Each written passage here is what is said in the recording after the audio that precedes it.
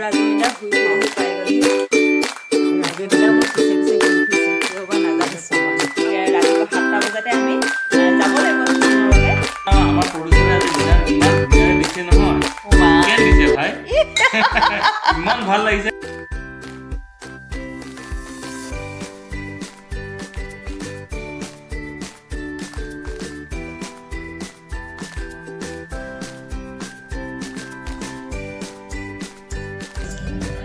hello' friends নতুন এটা blog লৈ আপোনালোক সকলোকে স্বাগতম জনাইছোঁ বহুদিনৰ পিছত আকৌ ব্লগ কৰিবলৈ লৈছোঁ জানেই মোৰ কথা কাৰণ মই সদায় ভাবোঁ যে ডেইলি ব্লগ কৰিম বা অন্ততঃ সপ্তাহত এটা হ'লেও ব্লগ কৰিম কিন্তু সময় একেবাৰে নিমিলে কিন্তু আজি বহুদিনৰ মূৰত কেমেৰাটো লৈছোঁ ব্লগ কৰোঁ বুলি আচলতে ব্লগ কৰিবলৈ এইবাবে মন গ'ল কাৰণ আমি আজি ওলাই আহিছোঁ এটা দীঘলীয়া যাত্ৰাত আমাৰ DY365ৰে এটা অনুষ্ঠান ভক্তিমূলক এটা অনুষ্ঠান প্ৰভাতী আৰতি আপোনালোকে হয়তো সকলোৱে চায় আৰু নাম শুনি সকলোৱে ভালেই পায় সেই অনুষ্ঠানটোৰ শ্বুটিঙৰ বাবে আমি ওলাই আহিছোঁ নামনি অসমৰ বহুকেইটা অঞ্চললৈ আমি গোৱালপাৰাৰ পৰা গোৱালপাৰাকে ধৰি আৰু বহুকেইটা গোৱালপাৰা অভয়াপুৰী কুকুৰাঝাৰ এনেকৈ কেইবাটাও অঞ্চল প্ৰায় 7-8টামান অঞ্চলত আমি অনুষ্ঠান শ্বুটিং কৰিম গতিকে আমাৰ যাত্ৰা বহুদিনীয়া প্ৰায় 9-10 দিনৰ যাত্ৰা আমাৰ গতিকে ভাবিলোঁ যে এই 9-10 দিনৰ যাত্ৰা আপোনালোকৰ লগতো থাকোঁ আৰু প্ৰতিদিনৰ যাত্ৰাত একোটা ব্লগ কৰিবলৈ মই চেষ্টা কৰিম এতিয়া আজি আমি ওলাই আহিছোঁ আচলতে অফিচৰ পৰা ওলাওঁতে ভাবিছিলোঁ যে ব্লগটো ষ্টাৰ্ট কৰিম বুলি কিন্তু থাকি গ'ল সেইকাৰণে আধা ৰাস্তাতে এই ব্লগটো ষ্টাৰ্ট কৰিছোঁ গতিকে এতিয়া আমি গৈ আছোঁ গোৱালপাৰালৈ বুলি আৰু প্ৰায় এতিয়াতো বাজিলে প্ৰায় 10টাই বাজিব হ'ল গতিকে আৰু 1.5 ঘণ্টামানৰ পিছত আমি গোৱালপাৰাত উপস্থিত হ'মগৈ তাৰ পাছত আমি কেনেদৰে শ্বুটিং কৰোঁ কি কৰোঁ দিনটো খোৱা বোৱা ক'ত কি কৰিম থাকিম ক'ত আমি সকলোখিনি আপোনালোকক দেখুৱাই যাম যিহেতু ব্ৰেকফাষ্ট আমি কৰিলোঁৱেই মিৰ্জাত সেইখিনি মই নেদেখালোঁ আপোনালোকক কিন্তু এই যাত্ৰাটো কেনেদৰে আমাৰ হ'ব সেইখিনি আপোনালোকক দেখাই যাম বলক গৈ থাকোঁ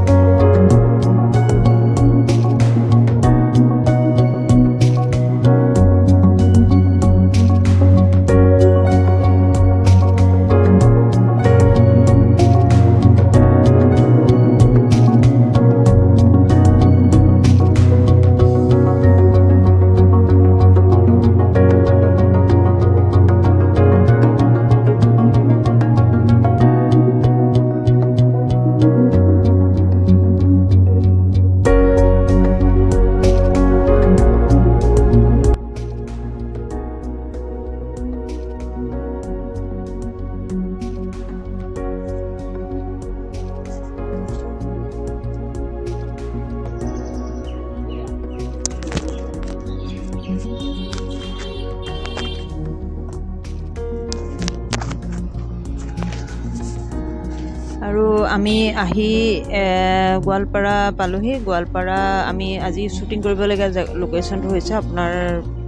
গোৱালপাৰা বাপুজী নগৰ সাৰ্বজনীন নামঘৰ এই নামঘৰ এতিয়া গোটেইখিনি বস্তু নমাই থকা হৈছে বলক আমি নামঘৰৰ ভিতৰলৈ গৈ থাকোঁ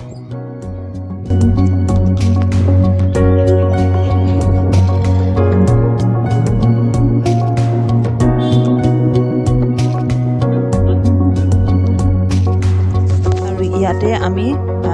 আজি গোৱালপাৰাৰ নামৰ শ্বুটিং আমি ইয়াতে কৰিম গতিকে শ্বুটিঙৰ যিখিনি মুহূৰ্ত সেইখিনি আপোনালোকক আমি দেখাই গৈ থাকিম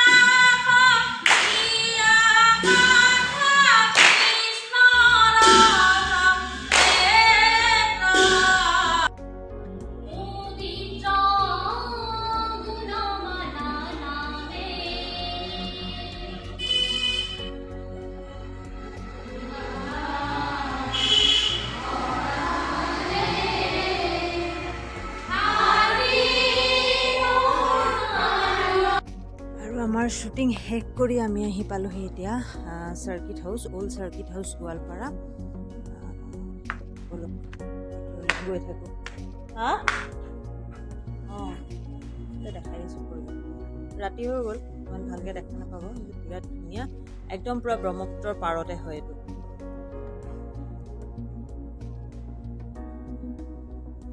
আমি 3টা ৰুম লৈছোঁ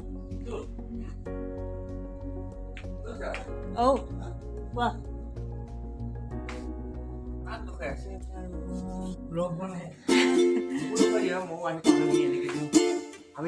এইটো ৰাজমুণ্ডা শুই শুই আহি পাই গ'লহি ডাইনিং ৰুম 1 মিনিট হৈ গ'লগৈ মই গম পাইছোঁ নহয় আৰু এইটো হৈছে মোৰ ৰুম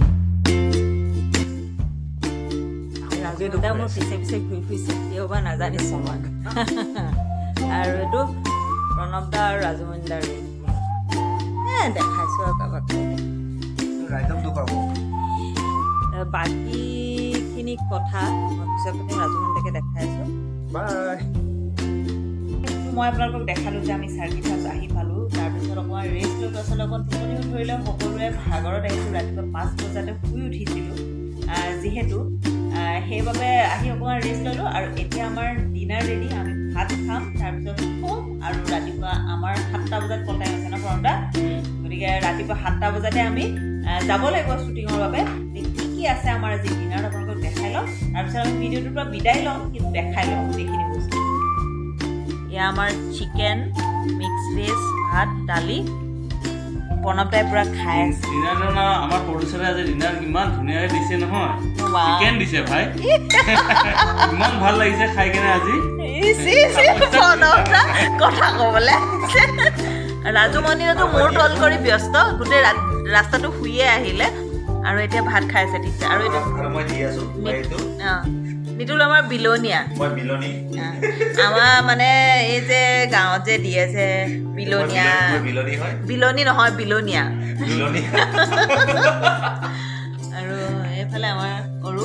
অৰূপৰ নিক নেমটো বাৰু নকওঁ অৰূপে খাই আছে পুৰা সি পুৰা তইও খোৱাত ব্যস্ত হ মাংস পাতিটো থ ইয়াতে থ আৰু তই নিজৰ থালখন ল এখন মুখন ল'ম তাৰপিছত তই খা মই একেবাৰে বিদায় লৈ ল'ম ৰাজমুণ্ডা বা বেলেগ আৰু থামছ আপ তো ফ্ৰেণ্ডছ আমি একেবাৰে এই ভ্লগটোৰ পৰা মই এতিয়া বিদায় ল'ম কাৰণ আমি এতিয়া ভাত খাম তাৰপিছত আৰু শুই যাম আৰু তাৰপিছত ভাবিছোঁ যে আজি আৰু কথা নাপাতোঁ কাৰণ আমাৰ